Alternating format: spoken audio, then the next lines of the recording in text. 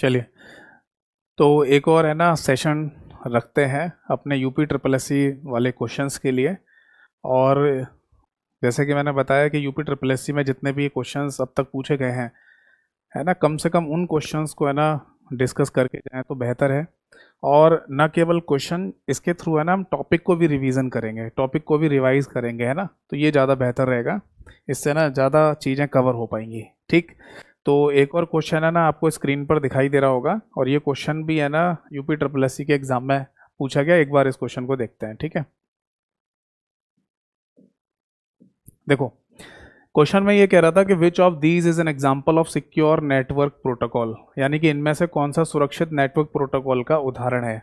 ठीक, अब पहली बात तो है ना, नेटवर्क प्रोटोकॉल क्या चीज़ होती है, इसको थोड़ा सा रिवाइज कर लेते हैं, फिर क्वेश्चन पे आ जाएंगे, है ना, क्योंकि चीज़ें हमें रिवाइज भी करनी है, ये भी ध्यान रखना। केवल क्वेश्चन को देखकर आंसर बताकर ये आंसर होगा, ये हम काम चलाओ वाला काम नहीं करेंगे। देखो, प्रोटोकॉल का सिंपल सा मीनिंग होता है that is set of rules and regulation of networking, यानी कि नेटवर्किंग के नियमों के समूह को ही प्रोटोकॉल कहा जाता है। ठीक है, और ये प्रोटोकॉल किसी ना किसी प्रोग्रामिंग भाषा में लिखे होते हैं, जैसे सी, सी प्लस प्लस, जावा या पाइथन जैसी जो प्रोग्रामिंग भाषाएं होती हैं, उन्हीं में प्रोटोकॉल लिखे जाते हैं, बनाए जाते हैं। एक सिंपल भाषा में अगर समझा जाए तो ऐसे बोल सकते हैं कि नेटवर्क प्रोटोकॉल्स बेसिकली वो मेथड है जिसके थ्रू है ना इंटरनेट या नेटवर्किंग के थ्रू जो डाटा ट्रांसफर हो रहा होता है ना, उनमें ये जिम्मेदार होते हैं, है ना। एक ऐसा सिंपल सी बात समझ लो कि इंटरनेट नेटवर्किंग का किसी भी प्रकार का कोई भी डाटा हो, वो अगर एक कंप्यूटर से दूसरे कंप्यूटर तक स्थानांतरित होगा तो उसके पीछे कोई ना कोई प्रोटोकॉल ही जिम्मेदार होगी। इसको बहुत ज़्यादा एग्जैगरेट करके मैं ऐसे बोल देता हूँ कि इंटरनेट नेटवर्किंग का एक तिनका भी अगर एक जगह से दूसरी जगह तक मूव कर रहा है तो उसके पीछे प्रोटोकॉल्स होती हैं। अब बात ये आती है, ये प्रोटोकॉल है ना कितनी है, ये मैं समझता हूँ हज़ारों प्रोटोकॉल हैं। तो क्या इतनी सारी प्रोटोकॉल को बैठकर रट्टा मारने की ज़रूरत है? नहीं, ऐसा तो नहीं कर पाओगे, इसमें तो बहुत समय लगेगा और कितनी याद रहेंगी आपको।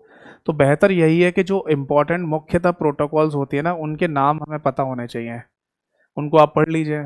कुछ है ना प्रोटोकॉल्स हैं जिनके बारे में हम जब क्वेश्चन प्रैक्टिस करते हैं तो वहाँ पता चल जाती है हमको उनके बारे में, है ना। तो बेहतर यही रहेगा कि अगर आप है ना एक अच्छी तैयारी कर रहे हैं तो एक नोट बनाइए, और उस नोट्स में ना इंटरनेट नेटवर्किंग वाले चैप्टर के अगर आप रिवीजन कर रहे हैं तो वहाँ लिखते जाइए प्रोटोकॉल्स के बारे में, जो जो प्रोटोकॉल आपको पता चलती जाए उनके बारे में लिखते जाओ, थोड़ा थोड़ा थोड़ा थोड़ा अपनी भाषा में लिख लो। एट लास्ट आपके पास प्रोटोकॉल के रिगार्डिंग है ना बहुत अच्छा कंटेंट बन जाएगा। क्योंकि अगर आप ये सोचेंगे कि मेरे को एक ही जगह पर हज़ारों प्रोटोकॉल के नाम लिखे मिल जाए, वहाँ से रट्टा मारूंगा, तो वो संभव नहीं है, ना आपको याद हो पाएंगे। चलिए क्वेश्चन पे आते हैं। तो बेसिकली प्रोटोकॉल क्या है ये तो चलो समझ में आ गया, बाकी है ना सिंपल सी भाषा में नियम कह सकते हैं प्रोटोकॉल को। अब क्वेश्चन ये है कि इनमें से एग्जाम्पल पूछ रहा है प्रोटोकॉल का जो कि सिक्योर नेटवर्क प्रोटोकॉल है, यानी कि सुरक्षित नेटवर्क प्रोटोकॉल। इसको सिंपल भाषा में ये भी कह सकते हैं कि एक ऐसी हम प्रोटोकॉल की चर्चा कर रहे हैं यहाँ पर जो हमें सिक्योरिटी प्रोवाइड करे, सुरक्षा प्रदान करे। ठीक है ना। अब यहाँ पर है ना जो प्रोटोकॉल्स के नाम लिखे हैं, इनमें ज़्यादातर प्रोटोकॉल के बारे में है ना जब मैं इंटरनेट नेटवर्किंग चैप्टर पढ़ाता हूँ तब मैं बता देता हूँ उनके बारे में, है ना। जैसे कि मैं पहले भी बोल रहा था कि कुछ प्रोटोकॉल ऐसी हो सकती हैं जो, क्योंकि हज़ारों की संख्या में तो सारी की सारी एक साथ याद कर पाना समझना आसान नहीं है। तो कुछ तो प्रोटोकॉल जैसे हम इंपॉर्टेंट तो पढ़ ही लेते हैं, कुछ के बारे में क्वेश्चंस के थ्रू भी हम पढ़ लेते हैं, समझ में आ जाता है हमको। ठीक है, इसीलिए मैं बोल रहा हूँ कि नोट बनाते चलिए, लिखते चलिए इन चीज़ों को। देखो, इन 5 जो ऑप्शन हमें दे रखे हैं इनमें से एक सही आंसर है हमारा, और वो सही आंसर है ऑप्शन ए, यानी कि SSH। अब ये SSH का अगर फुल फॉर्म देखा जाए तो इसे बोलते हैं बेटा सिक्योर शेल। ठीक है जी, इसको सिक्योर शेल के नाम से बोल दिया जाता है, ये इस प्रोटोकॉल का नाम है। बाकी और जो प्रोटोकॉल हैं उनके बारे में शायद आपको पता होगा, जैसे कि HTTP जो प्रोटोकॉल है उसको हाइपर टेक्स्ट ट्रांसफ़र प्रोटोकॉल के नाम से बोल देते हैं। ठीक है, इसी में ना एक एडवांसमेंट किया गया है, सिक्योरिटी बढ़ा दी गई है, तो अब HTTPS हो गया है, जिसको हम hyper text transfer protocol secure कह देते हैं। टेलनेट का फुल फॉर्म होता है टेली कम्युनिकेशन नेटवर्क, या टेली टाइप नेटवर्क भी इसको बोल देता है। या तो है ना इसको आप टेली टाइप नेटवर्क बोल दो या टेली कम्युनिकेशन नेटवर्क भी बोल दो। ठीक है,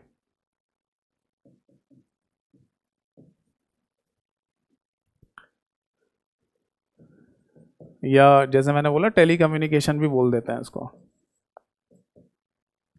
कम्युनिकेशन नेटवर्क।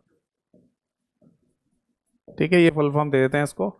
और एफटीपी की है ना, शायद आपको फुल फॉर्म पता ही होगी, that is file transfer protocol, file transfer protocol. ठीक है, ये तो इनके सिंपल फुल फॉर्म्स हो गए जो आपको पता भी होंगे पहले से। ठीक है, अब जो हमारा क्वेश्चन है ना, उस क्वेश्चन का थोड़ा सा एक्सप्लेनेशन समझते हैं कि सिक्योर सेल जो ये प्रोटोकॉल है इसका मीनिंग क्या है। देखो एक्चुअली होता क्या है कि जब हम किसी भी नेटवर्क की बात करते हैं वो दो तरीके के हो सकते हैं, या तो उस नेटवर्क में पहले से सिक्योरिटी हो, जैसे सपोज दैट कि ये कोई नेटवर्क है हमारा, ठीक है, अब ये नेटवर्क पहले से ही सिक्योर हो, इसमें सारी सिक्योरिटी की चीज़ें पहले से लगी हों। दूसरा ये भी हो सकता है कि हमारा कोई अगर नेटवर्क है, नेटवर्क क्या होता है ये तो पता ही है ना, कनेक्शन, डिवाइसेस का आपस में जुड़ना, कंप्यूटर्स का आपस में जुड़ना नेटवर्क कहलाता है। तो ऐसा हो सकता है कि हमारा नेटवर्क पहले से सिक्योर ना हो, यानी कि अनसिक्योर हो पहले से, क्योंकि जब सिक्योरिटी होगी तो उसमें सिक्योरिटी के जितने प्रोटोकॉल्स हैं या ज़रूरतें हैं वो तो पहले से होंगे।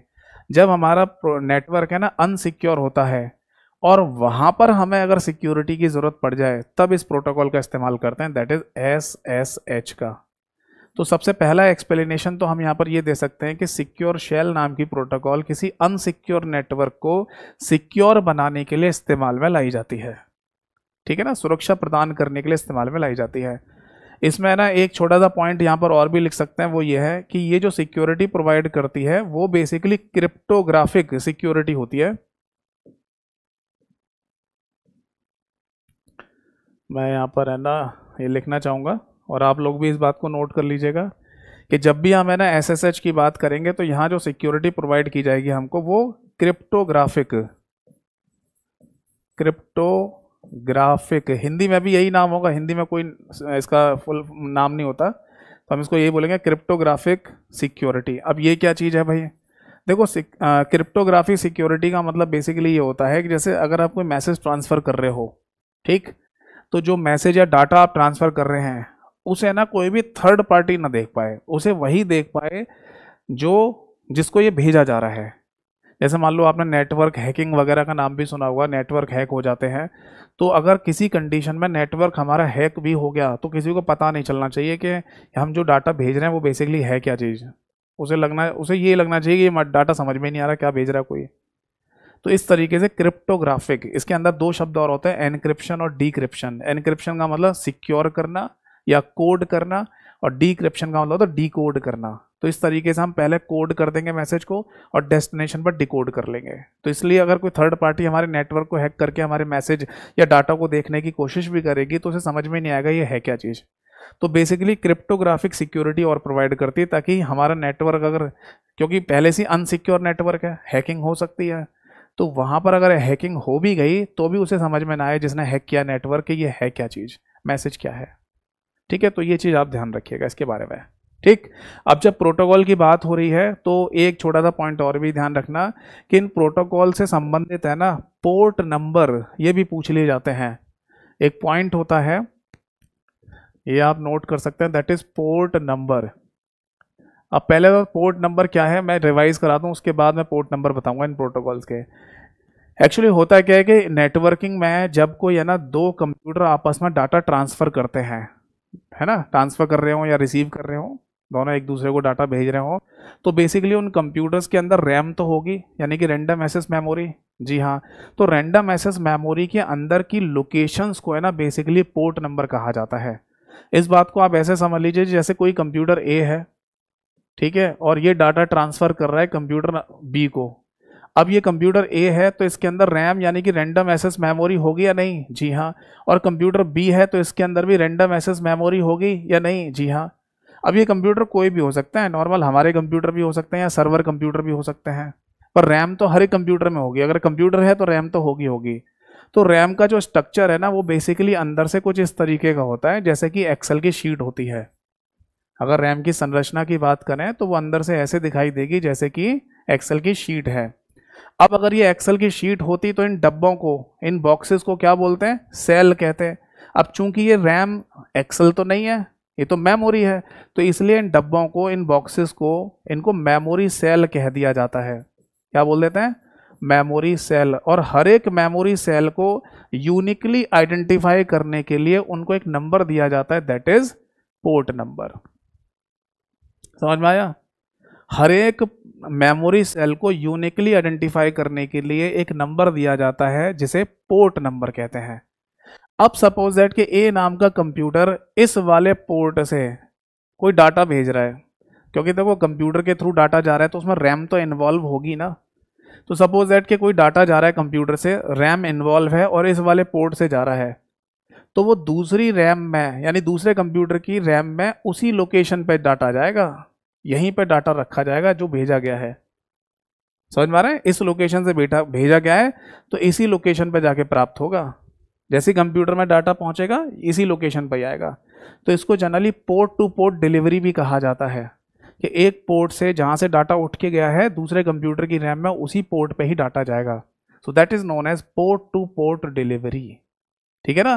तो अब कोई डाटा जो ट्रांसफर हो रहा है, तो मैंने अभी थोड़ी देर पहले ही बताया आपको कि उसके पीछे ना प्रोटोकॉल्स तो होंगी, क्योंकि इंटरनेट नेटवर्किंग का डाटा स्थानांतरित होगा तो वो प्रोटोकॉल के थ्रू होता है। हर एक काम के लिए अलग अलग प्रोटोकॉल होती हैं। तो ये जो प्रोटोकॉल्स है ना, इनके कई बार पोर्ट नंबर पूछ लिए जाते हैं कि बताओ कि अगर FTP प्रोटोकॉल है तो उसका पोर्ट नंबर क्या होगा, यानी कि रैम के अंदर पर्टिकुलर लोकेशन नंबर क्या है FTP प्रोटोकॉल का। ठीक है ना?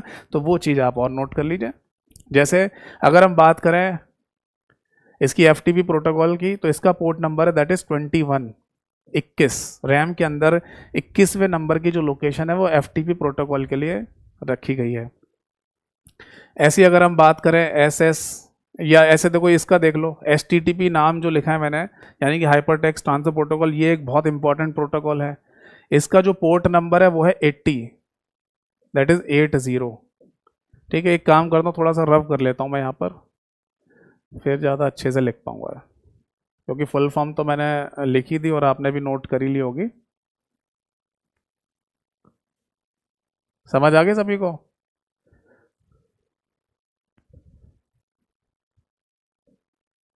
ठीक है। अब जैसे FTP प्रोटोकॉल है, इसका पोर्ट नंबर है दैट इज नोट कर लेना 21। HTTP प्रोटोकॉल का पोर्ट नंबर होता है 80 यानी 80। ठीक है।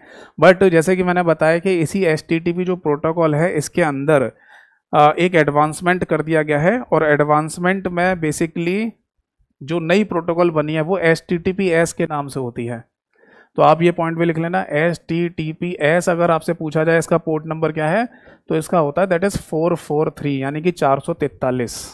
ठीक है। और अगर हम सिक्योर शेल की बात करें तो इसका पोर्ट नंबर होता है 22 यानी कि 22। टेलनेट की बात करें तो इसका पोर्ट नंबर है 23 यानी कि 23 इसका पोर्ट नंबर होता है। वैसे HTTP या HTTPS ही इंपॉर्टेंट होता है सबसे ज़्यादा, क्योंकि अगर बहुत ज़्यादा डीप में नहीं पूछा जा रहा है तो HTTP का ही पूछ लेते हैं या HTTPS का पूछ लेंगे। बट फिर भी कुछ जो पर्टिकुलर है ना इंपॉर्टेंट प्रोटोकॉल है उनके पोर्ट नंबर याद रखिए। बाकी जैसे जैसे क्वेश्चंस हम पढ़ते जाते हैं और जो जो प्रोटोकॉल का नाम हमारे सामने आता जाता है उनके पोर्ट नंबर याद करते जाते हैं।